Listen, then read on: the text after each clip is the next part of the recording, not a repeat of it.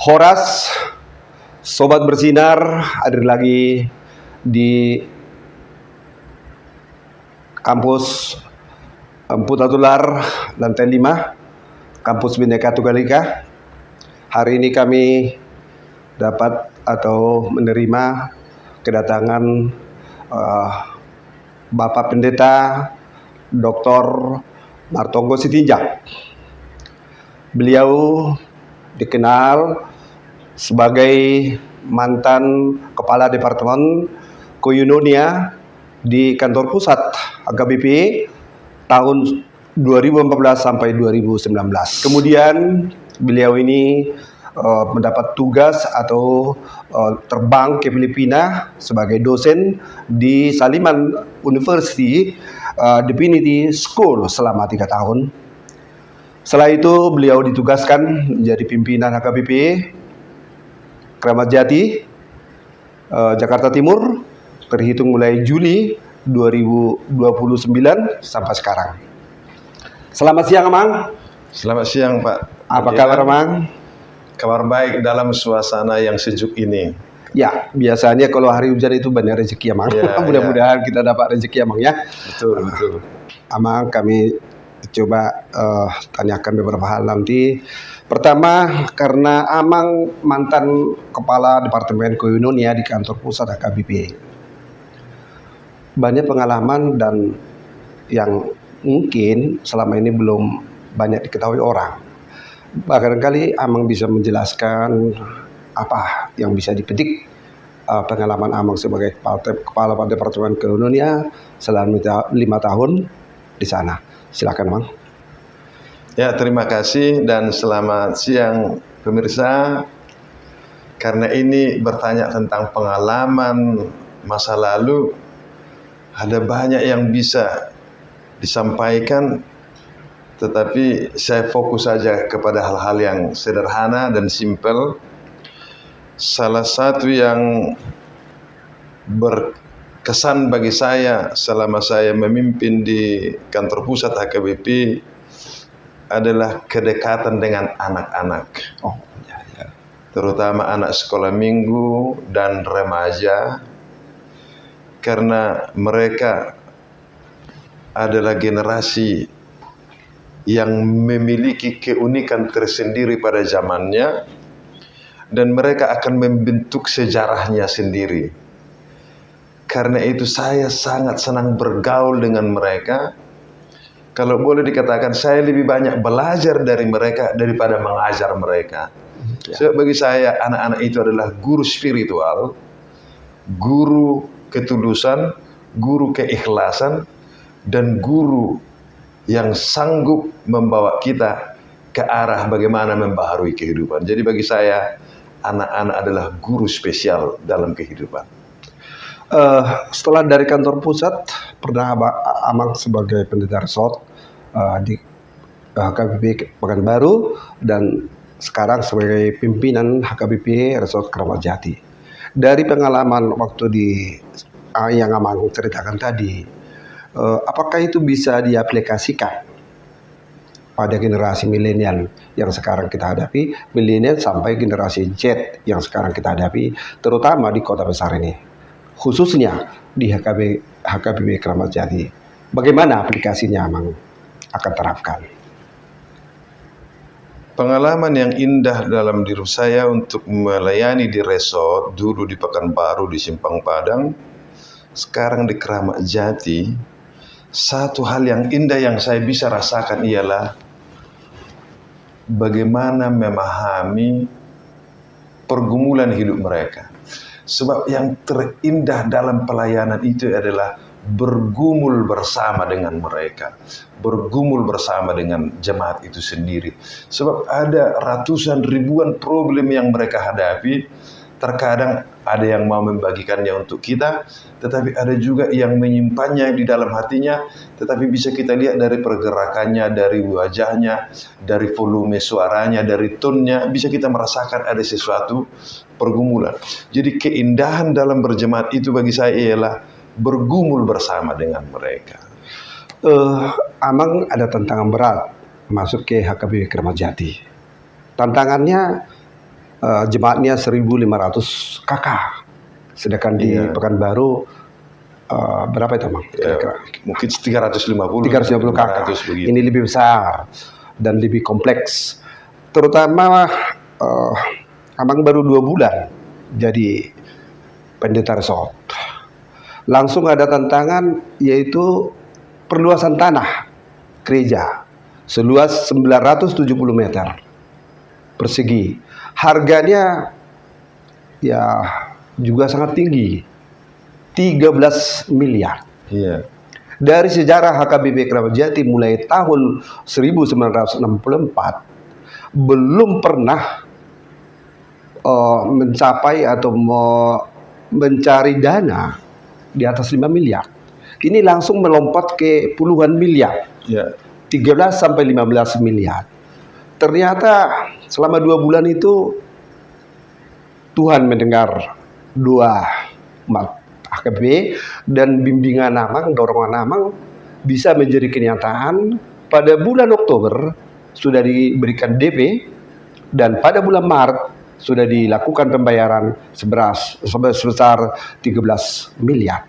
Itu satu kebanggaan dan di luar dugaan perkiraan kami sebagai jemaat. Kira-kira apa resepnya, Mang? Kok bisa Amang memanage begitu banyak orang dan bisa meyakinkan jemaat itu bahwa itu mungkin terjadi. Yang tadinya kami pesimis atau jemaat pesimis, itu tidak mungkin terjadi. Boleh di-share, Mang, atau dibagi manajemen apa Iya. yang Amang terapkan? Terima kasih. Ini adalah sebuah kesempatan emas dalam awal pelayanan saya di HKBP Keramat Jati yang tidak pernah sebenarnya ada di dalam pikiran saya sebelumnya. Sebab fokus saya sebetulnya dalam kerinduan saya adalah membangun spiritual, membangun mentalitas moral umat. Itu yang ada dalam bayangan dan konsep berpikir saya. Tetapi para penatua gereja ini yang saya lihat masih relatif muda, semangat berbicara dengan saya dan memberitahu ada kerinduan untuk membeli tanah di depan gereja yang sudah pernah lama dulu dirindukan, tetapi kesempatan itu tidak ada. Sesungguhnya saya belajar dari keadaan ini. Saya tidak punya resep tersendiri sebenarnya bagaimana itu terjadi. Malah saya mengalami banyak hal, banyak mempelajari banyak hal setelah terjadi. Yang saya lihat justru HKBP Keramat Jati itu jemaatnya ternyata luar biasa, yang belum terekspos ke permukaan. Sebenarnya mereka punya potensi yang luar biasa. Jadi kalau disebut ada resep, sesungguhnya saya tidak menggerakkan dari diri saya. Tetapi yang saya lakukan ialah saya yakin bahwa tim kecil atau panitia yang diangkat oleh gereja itu bisa melakukannya, dan ternyata benar terjadi. Puji Tuhan. Mereka semangat, mereka bertemu dengan jemaat. Jadi saya kebanyakan mendengar, mengalirkan percakapan dari A ke B, dari B ke C, percakapan mengalirkan sesama percakapan mereka. Sebab keyakinan itu sebenarnya datang dari mereka, bukan dari saya. Mereka sebetulnya yang memperlihatkan sesungguhnya mereka bisa melakukannya. Dan itu hanya saya alirkan aja sesama mereka, ternyata ini bisa. Dan benar-benar bisa karena Tuhan menyertai. Jadi sungguh-sungguh penyerahan diri kepada Tuhan, dalam ketidaktahuan kita pun Tuhan akan menolong, asal kita ikhlas dan tulus menyampaikannya kepada Tuhan dan percaya dengan teman, percaya dengan tim, percaya dengan jemaat itu, sebab bisa mereka melakukannya. Itu saja, jadi tidak ada rahasia atau ada resep yang lain, sebenarnya. Nggak ada sebenarnya. Nah, setelah Amang buat katakanlah sejarah baru di HKBP Keramat Jati, pada hari perayaan Natal yang kedua, ada suatu yang belum pernah kita lihat di Jakarta ini. Masa pesta dengan duduk di atas tikar. Ini Jakarta sudah maju dari kampung. Tetapi di HKBP Keramat Jati sudah tersiar, terekspos ke publik bahwa Amang memperkasai itu, dan waktu pesta Natal yang kedua bisa makan bersama tanpa dipungut atau ada pengumpulan dana dari jemaat. Apa di balik itu sebenarnya yang Amang berikan atau maknanya kepada kami, kepada jemaat dan juga kepada generasi muda? Duduk di atas tikar, makan bersama dengan pemberian lauk seperti yang di Munapasogi itu main dengan sendok. Mereka kelihatannya menikmati suasana itu. Kira-kira Amang bisa jelaskan apa motivasinya? Yang pertama sebenarnya jemaat ini perlu saling kenal yang satu dengan yang lain. Ya. Maka diperlukan ruang yang lebih luas berbincang. Itu motivasi dasarnya sebenarnya, supaya jemaat itu bisa berkumpul di satu waktu di mana ada waktu lebih panjang berbincang sesama warga jemaat. Itu yang pertama. Yang kedua, ada semacam isu yang kurang baik di tengah-tengah ber-HKBP kita ini. Ya. Kalau ngumpul seolah pekerjaannya hanya untuk mengumpul dana. Asal sudah disebut pesta, berarti itu mengumpul dana. Saya bilang itu tidak benar. Itu sebetulnya motivasi kedua. Jadi saya minta dengan Parhalado, dengan pengurus jemaat, apa yang bisa kita lakukan supaya jemaat ini datang bersama dengan kita, sesedikit apapun. Jangan dulu kita menghimpun dana, tetapi justru kita menggunakan apa yang ada. Toh, kalaupun ada uang di jemaat itu, uang jemaat itu juga. Kenapa enggak kita kembalikan sedikit aja kepada mereka lewat resepsi atau makan bersama yang. Tetapi yang ringan, tidak boleh mewah, tidak boleh berlebih, harus sederhana. Dan disambut oleh Parhalado yang saya rasa mereka benar-benar sungguh baik, cepat memahami dan cepat bertindak melakukannya. Jadi dalam rangka kebersamaan, selain para senior mengingat masa lalu mereka, anak-anak juga sekarang merasakan betapa di gereja itu bisa bersekutu dengan biaya ringan, murah meriah, tetapi tercipta keakraban supaya ada sejarah kehidupan mereka. Itu sebenarnya. Terima kasih Amang, itu suatu terobosan dan memang itu monumental menurut saya, dan sangat disambut baik oleh jemaat dan juga generasi muda. Kemudian Amang kan pernah dosen di Lamina University, di Silliman University. Silliman University Divinity School Filipina selama 3 tahun.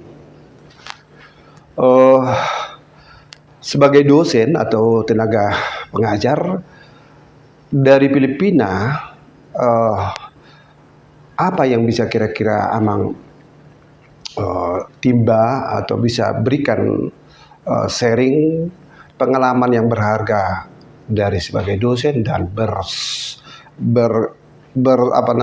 bermitra dengan sesama teolog yang ada di Silliman University ini. Silakan Amang, barangkali ada resepnya atau pengalamannya. Di Silliman University Divinity School yang saya melayani selama 3 tahun, saya melayani atau mengajar mahasiswa yang datang dari berbagai daerah di Filipina, dari daerah yang miskin juga dari kota, tetapi juga beberapa mahasiswa dari Afrika, termasuk dari Indonesia. Jadi itu adalah persekutuan oikumenis. Salah satu yang indah kita alami di sana ialah harga semua orang itu sangat nilai manusia itu sangat dihargai. Jadi diri setiap orang sangat dihargai, sangat diapresiasi, setiap pikiran, setiap peran serta setiap orang. Karena dia wilayah oikumenis dan dari berbeda budaya, berbeda suku. Jadi terasa sekali bagaimana saling menerima antara yang satu dengan yang lain. Itu salah satu yang indah yang bisa yang saya bisa alami di sana, sehingga ketika sharing antara yang satu dengan yang lain, benar-benar setiap orang mengeluarkan yang terbaik dari dirinya, dan yang lain benar-benar mendengarnya dengan full attention.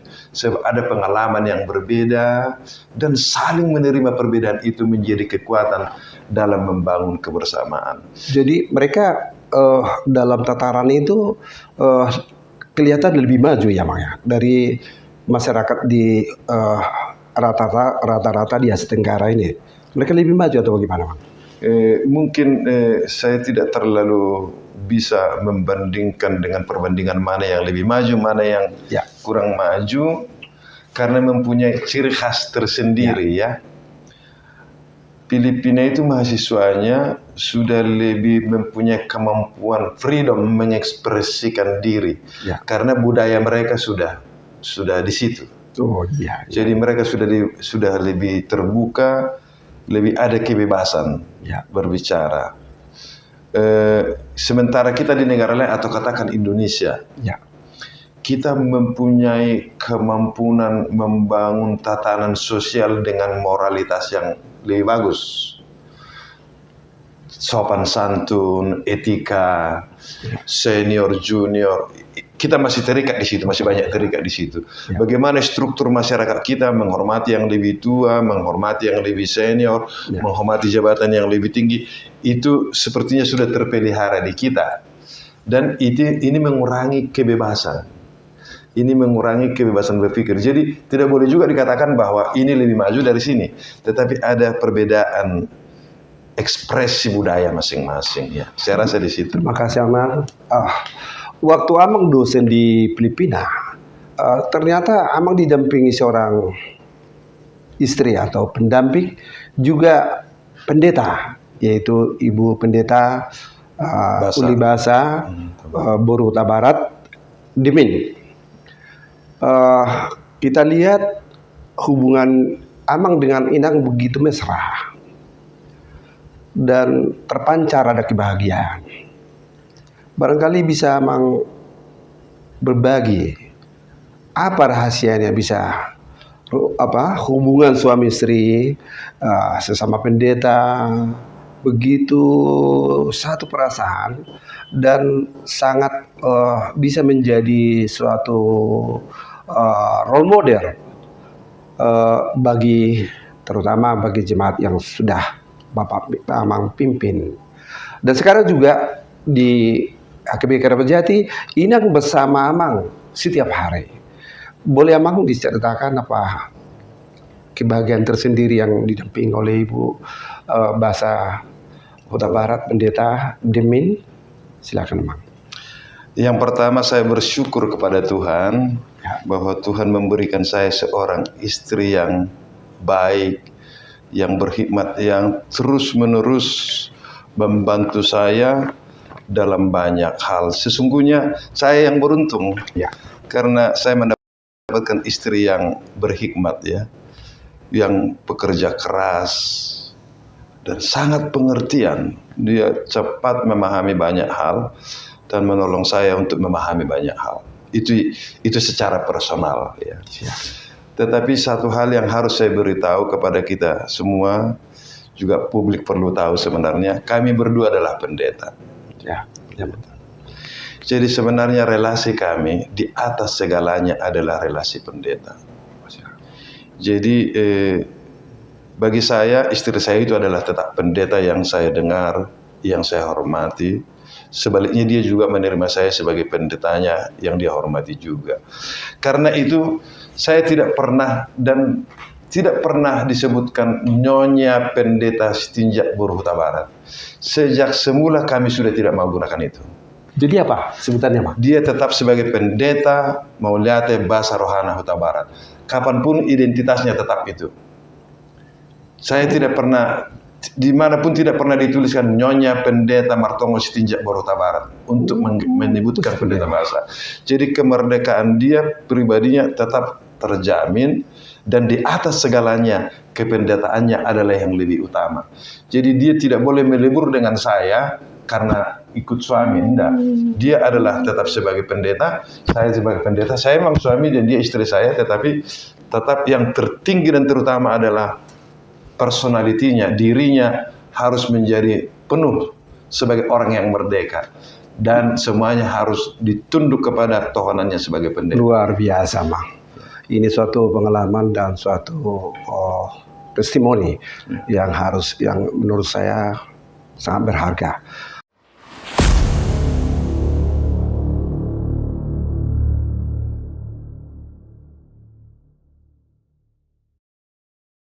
Biasanya dalam keluarga itu kan memang biasa perbedaan pendapat. Ya, biasalah itu.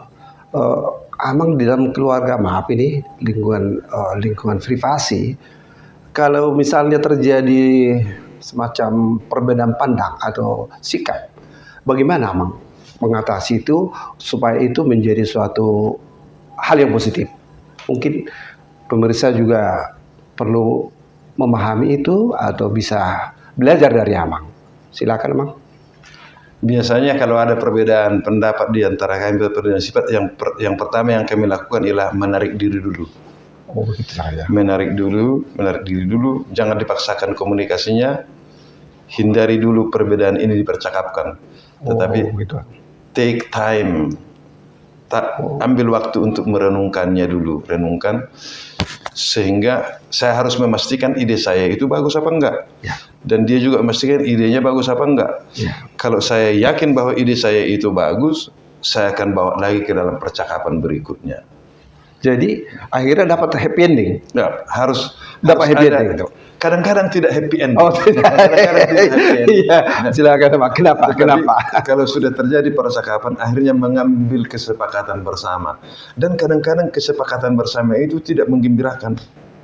Tapi harus selama itu diambil kesepakatan bersama, ya tidak ada masalah. Apakah dia menjadi sukacita atau sesuatu beban, karena diambil bersama, maka enak melewatinya. Begitu kira-kira. Wah, terima kasih Mang. Ini suatu pembelajaran buat kami atau buat jemaat yang mendengar percakapan ini.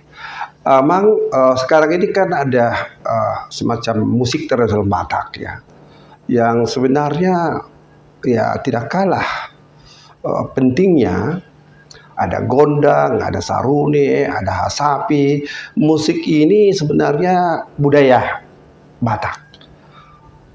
Kalau ini masuk gereja dalam acara kebaktian, apa plus minusnya menurut pandangan Amang? Jadi yang pertama, musik itu adalah alat yang menolong kita untuk mengkomunikasikan emosi kita, mengkomunikasikan perasaan kita, bahkan pikiran kita kepada society, kepada orang lain, kepada alam. Jadi kita harus ingat bahwa musik itu adalah alat bantu. Ya, alat bantu. Jadi ada banyak jenis musik, ada jenis modern, ada dari barat, ada dari timur seperti kita, dan ada dari budaya Batak, dari musik Batak. Ada seruling orang Batak, ada kecapi, ada gondang, ada yang lainnya. Ini sudah menjadi alat bagi orang Batak untuk mengekspresikan hidup mereka, mengekspresikan budayanya, emosinya. Saya bukan ahli musik yang bisa memahami apakah ada keterkaitan darah orang dengan musik nenek moyangnya. Ya, ahli musiklah yang bisa menjelaskannya. Tetapi kelihatannya begitu gondang dinyanyikan, dibunyikan, ya, ada semacam aliran yang bergetar dalam diri saya dan juga kawan-kawan yang lain, ya, yang namanya orang Batak. Ya. Padahal mereka tidak belajar tentang itu. Apakah ada aliran itu dari darah, kita tidak tahu. Tetapi yang pasti ada yang dikoneksikan oleh musik ini, emosi kita, pikiran kita, perasaan kita. Lalu pertanyaannya tadi, bagaimana kalau ini dibawa ke gereja? Saya rasa generasi sekarang, generasi muda sekarang adalah generasi yang memahami musik berdasarkan pengalaman pendengaran mereka, berdasarkan pengalaman perbandingan musik. Jadi mereka sudah berada di koridor itu. Dulu musik itu masih dikaitkan dengan hubungan spiritual, hubungan nenek moyang, hubungan yang lain. Itu dulu. Jadi mungkin bagi orang-orang dulu yang masih ada sekarang, yang masih hidup, yang sudah tua, mungkin kalau didengar itu gondang, terus asumsi berpikirnya adalah kepada masa lalunya. Itu sebabnya dulu itu mungkin susah masuk ke dalam gereja. Karena itu akan menolong hubungan mereka disegarkan kepada dewa-dewa, kepada roh-roh, kepada alam pada waktu itu. Tapi untuk generasi muda sekarang nggak lagi, saya rasa. Sebab tidak ada misteri itu pada mereka. Jadi tinggal kita sekarang mengisinya. Bagaimana kita mengisi musik ini dengan roh kekristenan, dengan roh kasih, dengan roh sharing kehidupan. Jadi memang harus diisi. Karena musik yang tanpa isi juga kosong, bukan? Tidak baik. Jadi harus diisi. Saya rasa bagus digunakan itu sekarang dengan mengisi nilai-nilai yang baru, nilai-nilai yang membangkitkan kebersamaan, nilai-nilai yang membangkitkan kepedulian kepada yang lain. Jadi saya rasa perlu dibawa ke gereja untuk menjadi alat untuk memuliakan Tuhan. Terima kasih, Amang. Kita bicara sekarang soal trilogi, keyakinan orang leluhur kita dulu ya. Jadi sebelum ada datang ajaran atau kekristenan ke Tanah Batak, nenek moyang kita sudah semacam mengenal ada trilogi keyakinan dari Dewata Mula Jadi Nabulon. Apakah itu bisa disebutkan sebagai pengantar? Bisakah itu bisa dipakai sebagai pengantar untuk mengarahkan atau untuk meyakinkan suku Batak dulu sampai sekarang bahwa yang benar atau ajaran yang datang dari Kristen atau pengikut Kristus adalah Tritunggal, tidak mengenal Dewata Opu Dewata Mula Jadi Nabulon seperti yang dianut oleh leluhur Batak. Dulu namanya mereka beragama Parmalin. Boleh dijelaskan, Mang, bagaimana perbedaannya itu atau bagaimana penentangan mereka terhadap ajaran Trinitas yang dibawa oleh ajaran Kristen? Silakan. Jadi yang pertama kita bagi dulu dengan dua hal. Yang pertama, orang Batak ternyata sejak dulu sudah punya batin spiritualitas. Sudah ada kemampuan berhubungan dengan alam semesta, berhubungan dengan dewa, berhubungan dengan katakanlah nenek moyang, Mula Jadi Nabulon, Sobao, sudah punya kemampuan itu dulu. Ya. Artinya orang Batak sudah punya naluri spiritualitas, sudah ada. Sudah ada. Ya. Sudah ada bibit kerohanian di dalam diri orang Batak dengan cara mereka memahami Tuhan yang mereka kenal pada waktu itu. Itu dulu yang pertama. Jadi sebenarnya datangnya kekristenan ke orang Batak, datangnya Tuhan Yesus sebagai juru selamat kepada orang Batak, dia bisa cepat matching. Apalagi dengan hadirnya Allah pencipta, Yesus penyelamat, dan Roh Kudus yang memelihara. Karena bagi orang Batak roh itu sangat penting. Jadi itu saya rasa maka kekristenan itu cepat masuk ke dalam orang Batak karena bibitnya sudah ada. Sudah ada. Jadi Injil itu cepat ditangkap karena memang sudah ada bibit spiritual, bibit kerohanian di dalam diri orang Batak yang diwarisi dari nenek moyang. Jadi ada kedagingan di situ, Mang, ya? Ya, sudah ada roh spiritual itu. Lalu yang kedua, ya, sekarang berbicara tentang trilogi yang sudah dikenal orang Batak dulu, Dewata Mula Jadi Nabulon, Isobaon, atau Dewata Batara Guru. Ya. Batara Guru. Itu memang mereka menyebutkan tentang fungsi Allah yang mereka kenal dulu. Jadi saya rasa mereka telah membangunnya. Tetapi ini tidak serta-merta juga menyeberangkan pemahaman tentang Trinitas Allah Bapa, Anak, dan Roh Kudus. Sebab itu ada dua hal yang berbeda. Orang Batak membangun sistemnya itu dulu, sistem beragamanya, saya rasa itu adalah bagus karena mereka bisa mencoba melihat apa fungsi Allah itu luar biasa itu sebenarnya ya. Dan saya rasa harus dipelajari lebih dalam itu. Jangan serta-merta dihakimi bahwa itu adalah dosa atau apapun.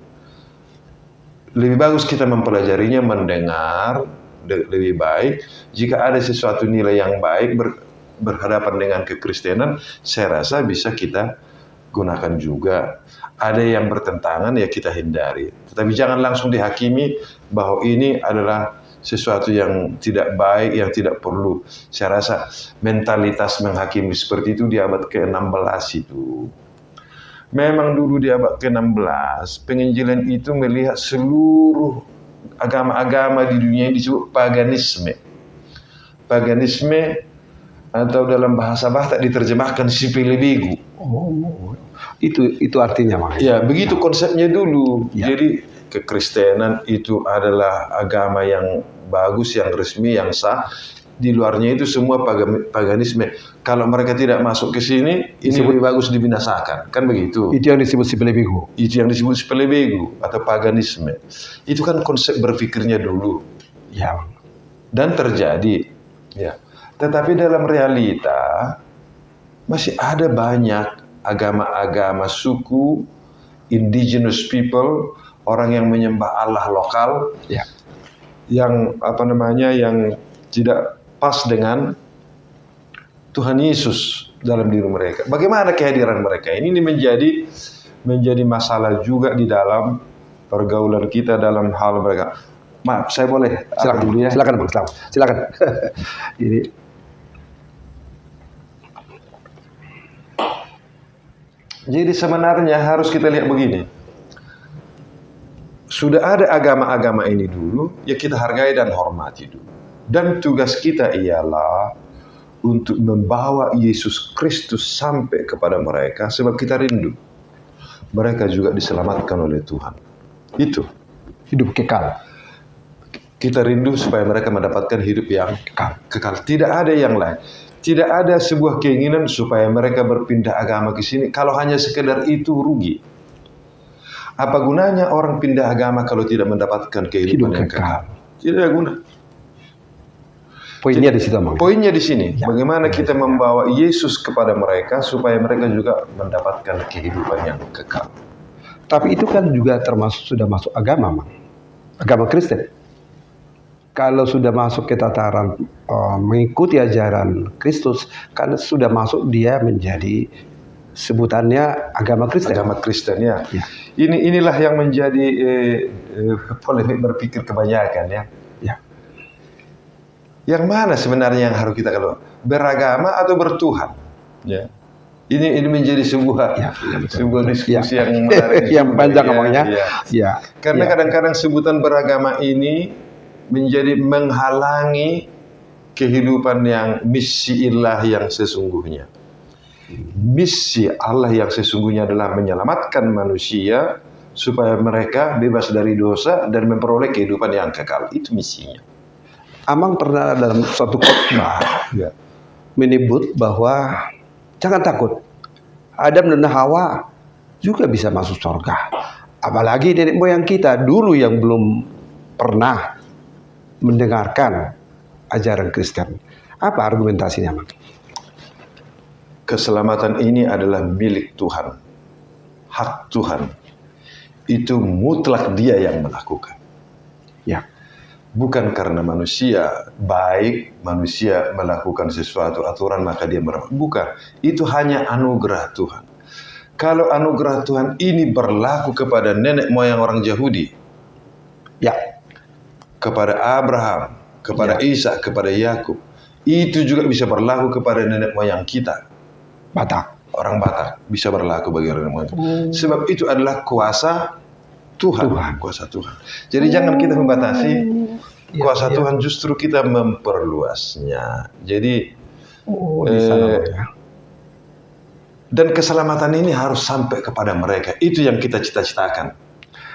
Ya, tapi ada fanatisme ya, Mang, yang tidak menyebut dan tidak melalui Yesus Kristus tidak akan masuk ke kehidupan kekal itu. Ini gimana jabarannya, Mang? Dan itu sudah pasti. Tidak ada yang sampai kepada Bapa kalau tidak melalui aku, kata Yesus. Akulah jalan kebenaran dan hidup. Tidak ada yang sampai kepada Bapa kalau tidak melalui aku. Ya memang hanya Yesuslah yang membawa kita sampai kepada Allah Bapa.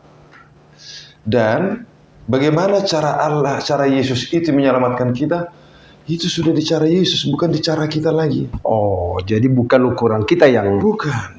menghakimi itu, Mang, ya? Bukan ukuran kita. Itu wewenang atau Udah, otoritas daripada Iya. yang punya kuasa. Yang punya kuasa. Ya, baik, Mang. Kemudian kita bicara sekarang dengan budaya Batak lagi, Mang, ya. Siapa namanya itu? Pandertuk Undertook, ya. yang menerjemahkan Alkitab dari bahasa Belanda ke bahasa Batak mengakui begini, Mang. Dia lebih enjoy atau lebih enak menerjemahkan Alkitab itu dari bahasa Belanda atau bahasa Inggris ke bahasa Batak daripada ke bahasa Indonesia. Menurut dia, pembenaran bahasa Batak itu lebih kaya. Amang sebagai teolog yang sudah membahas tentang Alkitab dan Bibel, sebenarnya di mana kelebihan bahasa Batak itu sehingga kita dari HKBP sampai sekarang tetap yakin dan tetap menggunakan bahasa Batak itu sebagai di dalam ibadah kita dan juga dalam dalam khotbah. Mang Pendeta juga selalu menggunakan bahasa daerah, Toba Batak Toba. Apa yang bisa hikmahnya diambil dari sana, Mang, supaya seperti yang dibilang Pandertuk ini, dia menghargai. Tapi kadang-kadang generasi muda, terutama di Kota Besar ini, kelihatannya alergi mereka itu terhadap bahasa Batak. Tolong, Amang, berikan dulu pencerahan supaya mereka menghargai budaya dan kekayaan bahasa Batak itu. Iya, jadi Van der Toek mencipta kamus bahasa Batak dengan bahasa Belanda, ya. Dan itu menjadi modal utama dari Nommensen untuk menerjemahkan Alkitab ke dalam bahasa Batak. Ya. Jadi ada sesuatu yang indah dalam bahasa Batak. Saya setuju dengan Van der Toek bahwa setiap kata di dalam bahasa Batak itu punya makna. Ya. Dan ternyata bisa kita membaca tulisan bahasa Batak, Ya. tetapi tidak itu yang dimaksud oleh artinya ketika dia diucapkan. Ya. Jadi ada sesuatu kekuatan bahasa Batak itu sebenarnya ada emosinya di dalam bahasa itu lewat ungkapan. Jadi kadang-kadang dalam bahasa tulisan nggak bisa kita menangkap maksud dari yang menyampaikan pesan. Harus diucapkan. Jadi karena bahasa Batak itu seperti ada emosional kata itu.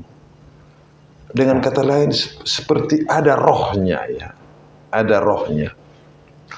Jadi orang yang mau mendalami bahasa Batak dan masuk ke emosinya bahasa itu, dia akan menikmati indahnya bahasa itu. Contohnya, Bang?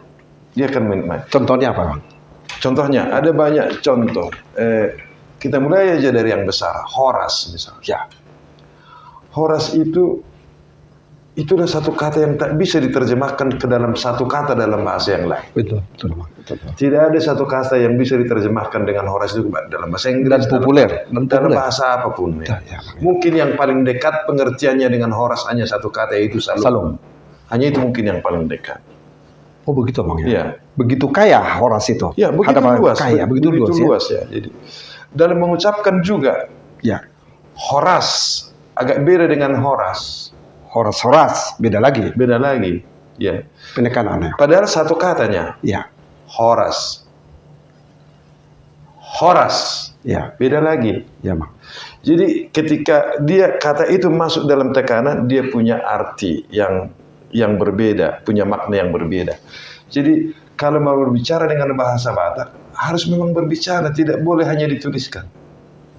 Ya, tapi dulu waktu misionaris datang ke Tanah Batak, kelihatannya mereka kurang menyelami seni budaya termasuk tadi bahasa itu, bahasa Batak yang sebenarnya kalau saya juga pernah kursus bahasa Inggris, guru saya selalu bukan bahasa Indonesia, seperti yang Abang bilang tadi, penekanan bahasa Batak itu lebih tinggi Ya. dari kata horas, dan banyak lagi, togu, Togu ya. togu, beda lagi. Ya, beda lagi ya. Jadi dia mengajarkan bahasa Inggris itu dia terjemahkan ke bahasa Batak, Bahasa Batak ya. sehingga kita masuk cepat bisa menangkap. Nah, tapi antagonisme dari para misionaris kepada suku Batak waktu itu ya memang agak keras. Menurut Amang, kira-kira misionaris mana yang paling antagonis terhadap tanah Batak waktu itu? Di tanah Batak. Di Iya, tanah Batak. Kebanyakan misionaris di abad ke-18 itu, Iya. terutama yang datang ke daerah Tanah Batak, alirannya adalah aliran pietisme. Pietisme itu sebuah aliran yang mengutamakan kekudusan pribadi. Ya. Maka banyak larangan-larangan, banyak aturan-aturan yang harus dihindari, makanan-makanan yang harus dihindari, aturan-aturan yang harus dihindari. Itu yang datang. Sementara mulai abad 16 saya tadi sudah jelaskan sedikit antara penginjilan yang melihat dunia ini adalah paganisme atau spelibegu yang harus disenari, harus dirubah, harus dicabut dari akar budayanya dan yang lain. Nah, ketika itu datang ke Tanah Batak, mereka ini datang ke dapat dipahami bagaimana mereka resisten terhadap musik Batak misalnya. Ya. Karena apa? Karena memang mereka melihat dan benar-benar sungguh melihat begitu musik gondang ini dibunyikan, langsung hubungan mereka dengan roh-roh nenek moyang terasa, atau yang disebut siar-siaran misalnya. Ya. Jadi benar-benar musiknya ini tidak bisa dilepaskan dengan spiritual kebatakannya. Itu adalah fakta. Jadi bagaimana mengatasi ini? Jadi saya rasa mereka mengambil kebijakan pada saat itu, wah, kalau ini tidak diputus, mereka ini tidak bisa selamat. Dari konsep berpikir penyelamatan yang mereka bayangkan, kan begitu ya. Jadi harus segera diputus ini. Diputus dengan musiknya, diputus dengan gondangnya. Mereka harus meninggalkan tradisi yang lama supaya mereka selamat. Jadi konsep itu harus dilakukan. Ya. Jadi mereka tidak mempelajari itu kedalaman spiritualnya. Sekarang baru kita pelajari kedalaman spiritual di situ. Ternyata ada kekuatan spiritual orang Batak dulu yang perlu sebenarnya, kan mereka belum mengenal Allah Bapa, Anak dan Roh Kudus. Bagaimana sekarang ini diisi?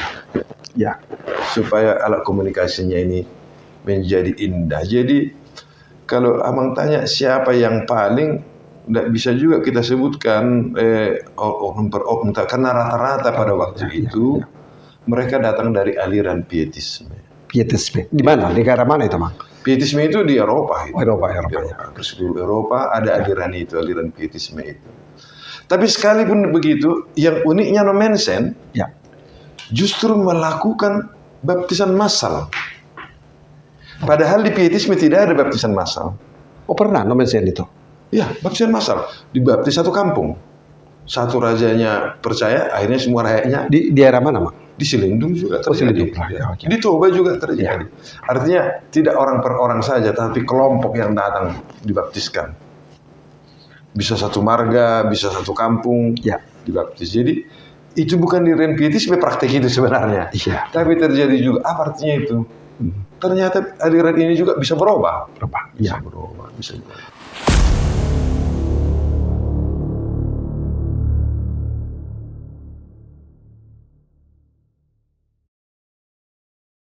Amang, jadi kembali lagi ke ke misionaris ya. Barangkali sudah saatnya seorang teolog HKBP ini mengangkat atau menggali apa yang sudah tertanam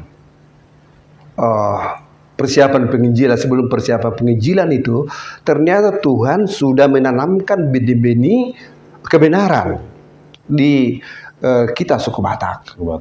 Bagaimana supaya ini nanti artinya bisa menjadi suatu apa namanya itu tidak antagonis gitu ya, tapi dia bisa saling memahami atau saling mengisi bahwa leluhur Batak itu juga sudah ada benihnya, benih kebenaran itu sebelum misionaris datang. Apakah perlu ini digali atau diteliti oleh teolog HKBP?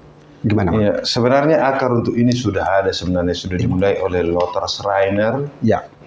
Sudah dituliskannya dalam buku Telah Kudengar dari Ayahku. Ya.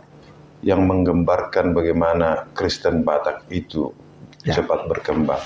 Sebenarnya sudah ada, dan saya rasa hampir setiap pendeta HKBP selalu memahami ini, harus memahami itu.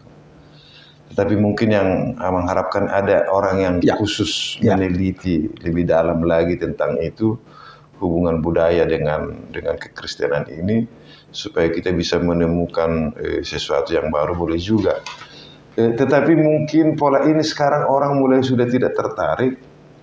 Karena apa? Tantangan modernisasi ini terlalu besar. Terlalu besar. Membangun iman di tengah-tengah zaman digitalisasi ini sekarang justru lebih berat, lebih susah. Jadi mungkin orang sudah mulai kurang tertarik dengan isu-isu tradisional karena beratnya tantangan zaman sekarang. Bagaimana membawa kekristenan di tengah-tengah masyarakat yang sangat kompleks sekarang. Ini memang tantangan yang terberat sekarang. Terima kasih Bang penjelasannya.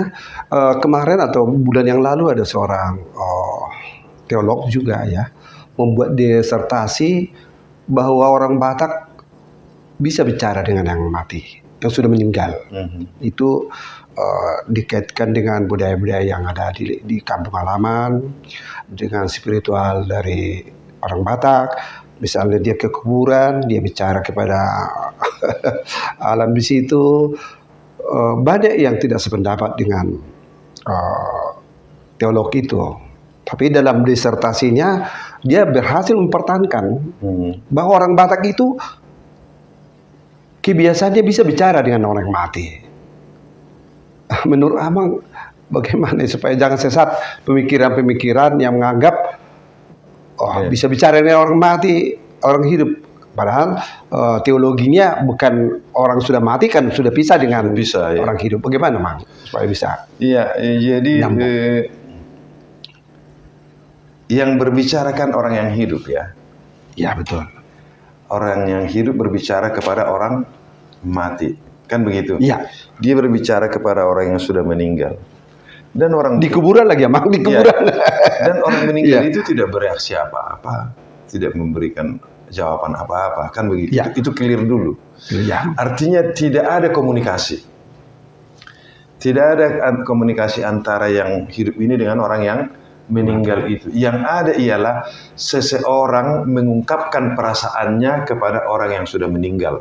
Perasaan itu Mang. Ya, entah perasaannya, keinginannya, entah apapun yang ada dalam dirinya, tapi dia mengungkapkan itu, membahasakan itu kepada orang yang meninggal. Jadi apakah itu baik? Ya, saya rasa itu memang aneh ya. Tetapi kadang-kadang untuk menyelamatkan jiwa yang penat perlu juga berteriak-teriak.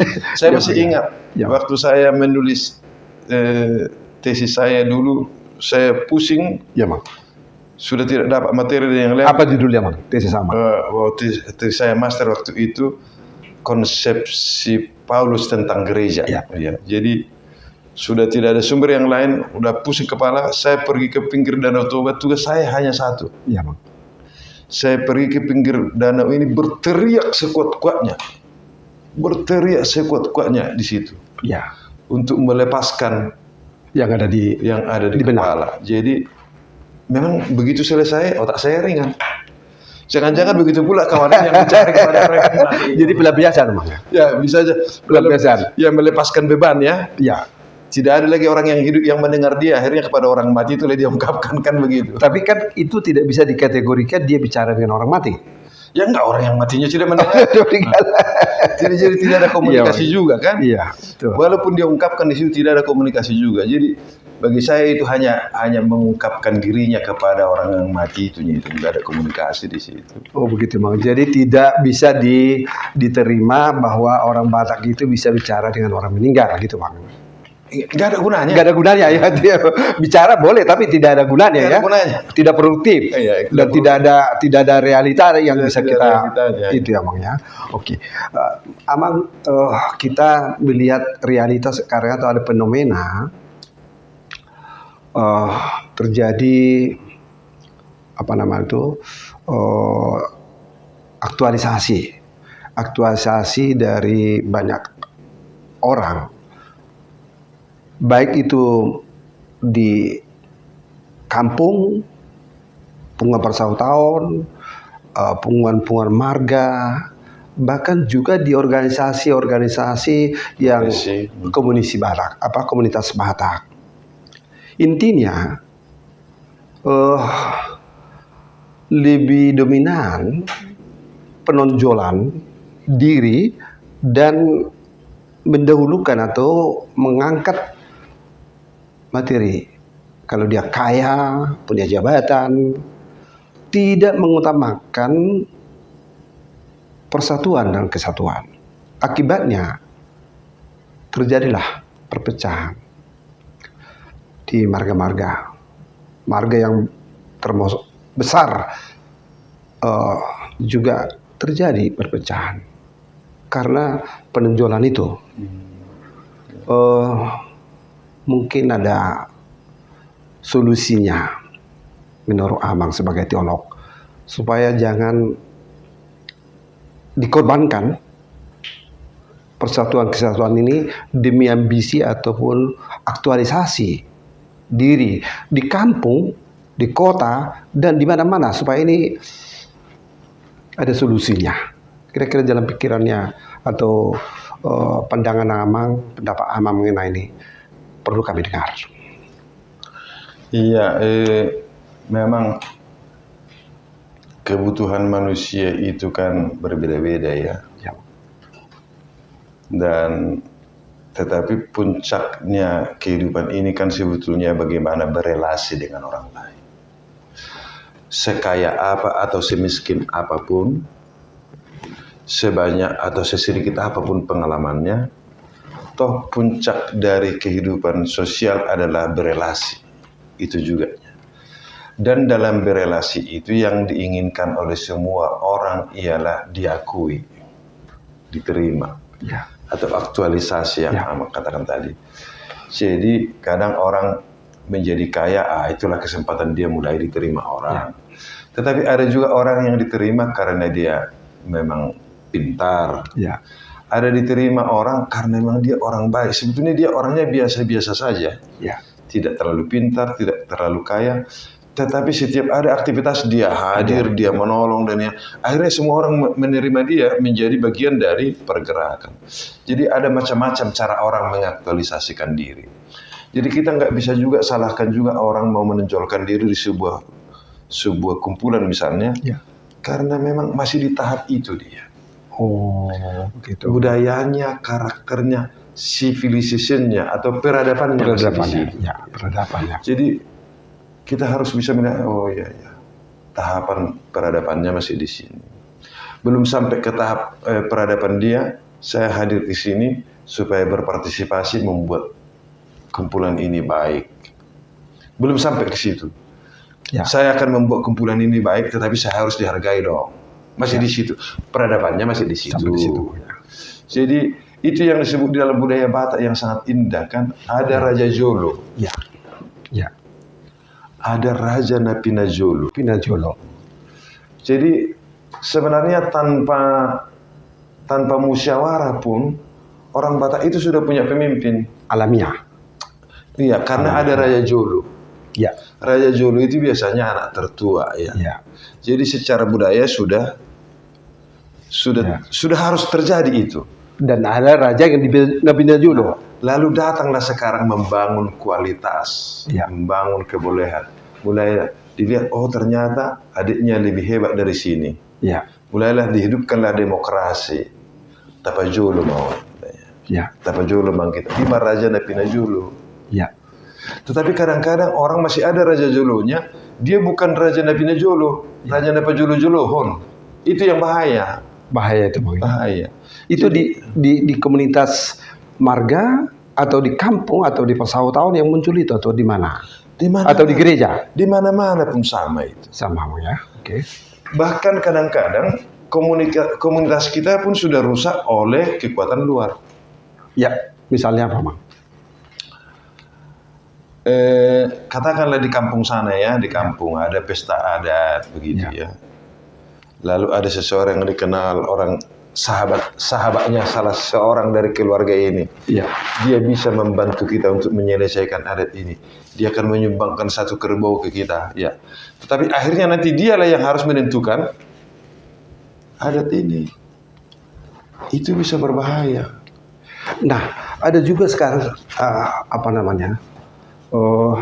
opini publik yang menuding sekelompok masyarakat atau komunitas masyarakat mendewakan materi. Saya lihat di kita suku Batak juga sudah mulai bibit itu sudah mulai masuk. Buktinya apa? Mahar seorang pengantin sekarang sudah menyentuh angka 1 miliar. Dulu ada 200, 300, tapi sudah ada 1 miliar sekarang. Pertanyaannya, apakah masyarakat kita sudah tergoda atau sudah masuk aliran mendewakan materi atau uang? Bagaimana kira-kira bahayanya itu menurut Amang? Saya rasa ini dicipta oleh orang-orang besar ya, yang memperlihatkan kehebatan mereka. Jadi itu bukan budaya Batak itu. Bukan budaya Batak, itu bukan budaya Batak Amang ya? Bukan. Jadi ya, bertobatlah para pembesar-pembesar ya, yang merusak budaya ini dengan menonjolkan ego Anda, ya, dengan memperlihatkan Anda bisa dengan mahar 1M, 2M, ya, supaya orang tahu bahwa Anda punya uang, punya kuasa dan yang lain. ya. Karena itu bukan budaya Batak. Budaya Batak adalah kesepakatan kedua belah pihak. Ya. Dan mahar ini sebenarnya istilah kita itu, boli itu sebenarnya adalah untuk keperluan membuat suksesnya ulaun itu. Ya. Ujuk. Ya. Ya. Jadi itu supaya sukses berjalan dan masa depan kedua mempelai bisa lebih baik. Jadi ada modal mereka itu sebenarnya. Jadi kenapa harus buat angka yang lebih besar? Ya. Apa fungsinya ditunjukkan publik maharnya sekian? Untuk apa? Apa fungsinya? Mau Anda kasih 10 miliar silakan aja. Apa ya Anda harus memberitahu di publik ini? Udah. Sepakat aja di sini untuk keperluannya itu, berapa keperluan yang memang itu harus, ya itu aja. Supaya dunia tahu barangkali. Saya rasa di situ. Dunia tahu bahwa dia orang kaya. Supaya dunia tahu dia orang kaya dan saya rasa ya. Begitu Bang ya.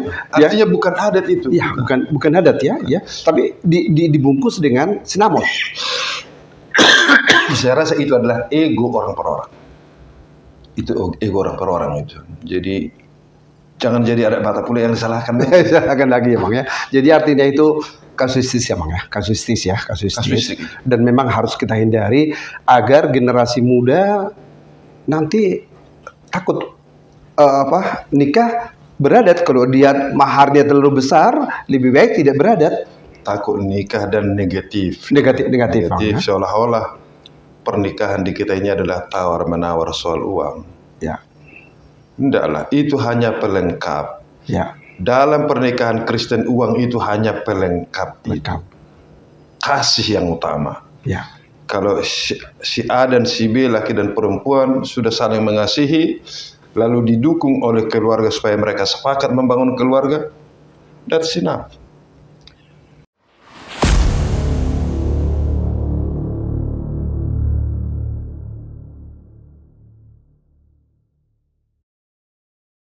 Ini pertanyaan terakhir barangkali, Mang.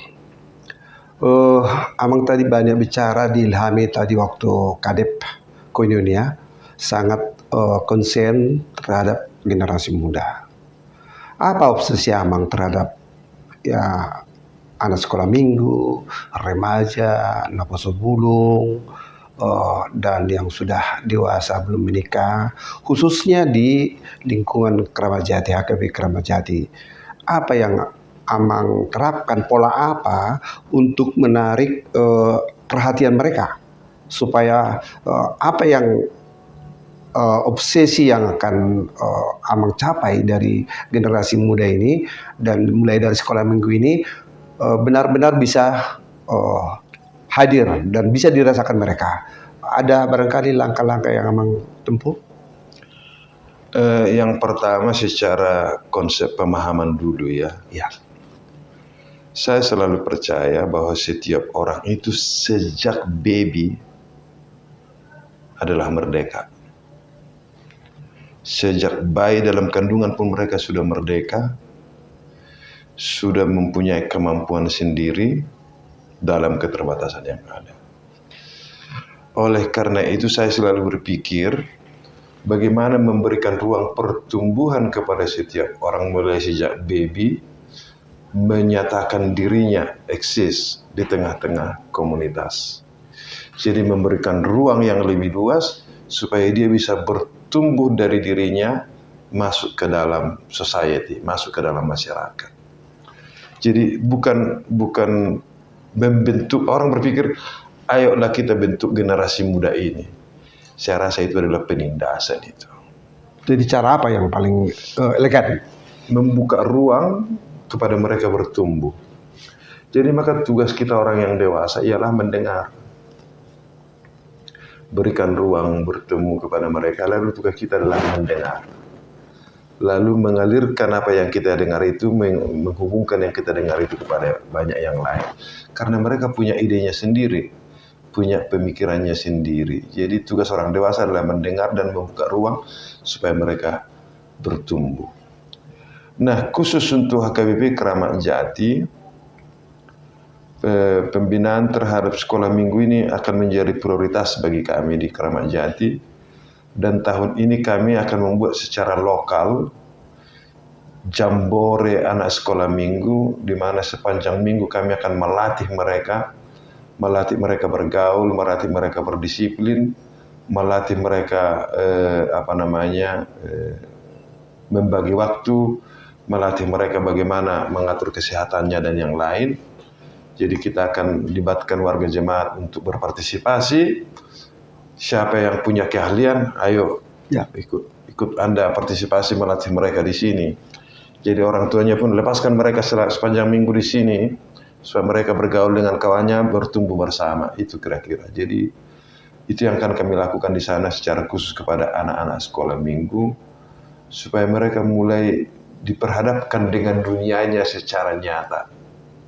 Diperhadapkan dengan dunianya secara bagaimana menjaga kebersihan lingkungan, bagaimana mencintai sesama supaya tidak ada yang membuli, supaya tidak ada yang menyakiti orang lain lewat medsos, tetapi bagaimana saling sharing informasi yang baik. Jadi itu memang perlu dilatih. Dan kita dengar dari mereka bagaimana cara untuk melakukannya. Begitu kira-kira.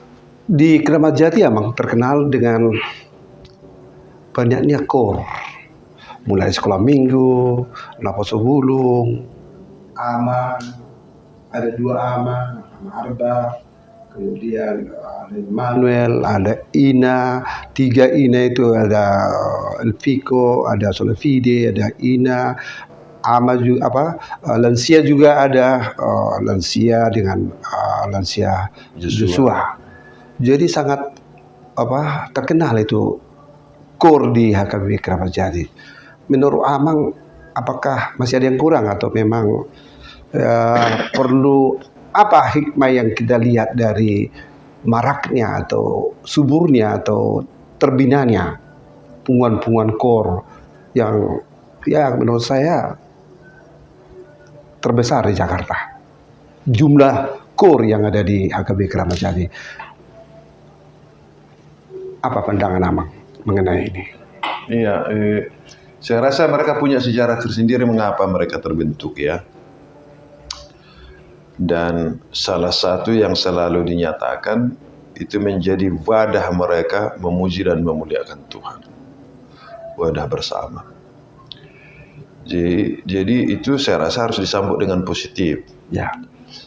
Tetapi pada saat yang sama perlu disadarkan juga semua grup ya, semua kelompok, semua bukan hanya di Keramat Jati saja. Ya. Hampir di seluruh HKBP harus diingatkan juga bahwa paduan-paduan suara ini bisa juga menjadi eksklusif. Ya. Menjadi sebuah lingkungan yang terbatas ya, menjadi hanya pada diri mereka sendiri. Itu adalah sebuah tantangan yang harus mereka hadapi. Jadi kalau dilahirkan pun KOR jangan menjadi eksklusif. Ya. Dia harus menjadi sebuah alat kebersamaan bagaimana belajar bersama ya. Ya. Belajar bersama supaya bisa bertumbuh bersama. Dan kalau sudah banyak ya harus ada perbauran di antara yang banyak ini. Jangan menjadi stagnan di grup sendiri. Harus dibuka juga ruang bagaimana mereka berbaur pada waktu-waktu yang lain. Amang bikin yel-yel baru di Keramat Jati. Apa itu, Amang? Oh iya, saya datang ke Keramat Jati memang agak lucu juga itu. Saya memang bertanya, kenapa nama gereja ini Keramat Jati? Lalu saya coba baca-baca sejarah dan di internet dan yang lain. Ya. Nama Keramat Jati ini dulu katanya di situ ada pohon yang dilihat sebagai pohon keramat. Ya, ada pernah. Dan dari mana-mana pun orang ke sana minta kekuatan ke pohon ini. Hingga tokoh-tokoh agama terutama para ustadz menebangnya dan menghancurkannya. Jadi asumsi keramat ini masih terjadi karena nama itu. Ya. Keramat. Seolah-olah ada sesuatu yang sulit, yang berat. Ya. Jadi saya pikir kalau ini terus-menerus menjadi terindoktrinasi ke dalam diri orang, kerugian besar. Karena kalau di otak orang keramat, itu sesuatu yang menakutkan, sesuatu yang negatif. Kalau ini terus-menerus nama ini disebutkan menjadi negatif, wah bisa terpengaruh juga ke dalam jiwa orang pikiran. Lalu saya merenung-renungkan bagaimana memecah misteri ini supaya tidak merusak sosial pikiran orang di sini. Maka saya lahirkanlah penyeimbangnya. Keramat Jati itu harus menjadi rahmat sejati. Amin. Rahmat sejati. Amin. Supaya setiap orang mendapatkan rahmat di sana. Dulu orang berpikir keramat, tetapi keramat ini sekarang menjadi rahmat yang sejati untuk semua orang. Tidak rahmat sesekali, tetapi rahmat yang sejati bagi setiap orang di sana. Dan inilah yang kita harap mengalir kepada setiap generasi. Generasi muda, generasi lansia, setiap orang. Supaya keseimbangan antara iman, adat, dan ekonomi bisa terjadi. Terima kasih, Amang. Barangkali ada closing statement, silakan. Iya, terima kasih. Saya bergembira dengan Ternama Podcast ini yang sudah mengundang kita ke sini. Dengan sebuah harapan, komunikasi adalah alat yang bisa membantu kita berbagi, sharing supaya terjadi pertumbuhan bersama. Saya berharap podcast ini bertumbuh lebih baik karena kita akan menggapai masyarakat yang maju dan modern yang tetap berada pada akar budayanya. Akar budayanya, imannya bertumbuh, tetapi modernisasi dan teknologi juga boleh dinikmati secara bersama. Selamat kepada Ternama Podcast. Semoga jaya atas pertolongan Tuhan yang Maha Kuasa. Demikian bincang-bincang kami dengan Amang Pendeta Dr. Martongo Sitinjak. Semoga apa yang sudah diuraikan kami bincangkan selama 1 jam ini bermanfaat dan bisa menjadi pembelajaran kepada semua pihak. Kiranya Tuhan memberkati. Horas. Terima kasih, Amang. Terima kasih.